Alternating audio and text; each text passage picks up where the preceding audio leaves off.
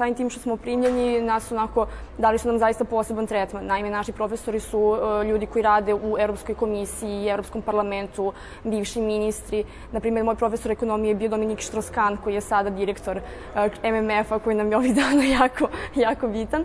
Tako da smo imali zaista ovako specifične uslove za studije, jer su nam profesori bili stalno na raspolaganju, studenti su radili u malim grupama i profesori su prosto zahtevaju od nas da budemo ne samo dobri studenti, da imamo dobre ocene, već cene svestranost ličnosti. Nosim vrlo lepo iskustvo, praksa je produžena za 2 nedelje, samo u Ministarstvu spoljnih poslova, mom kolegi Milutinu Stanisavljeviću i meni.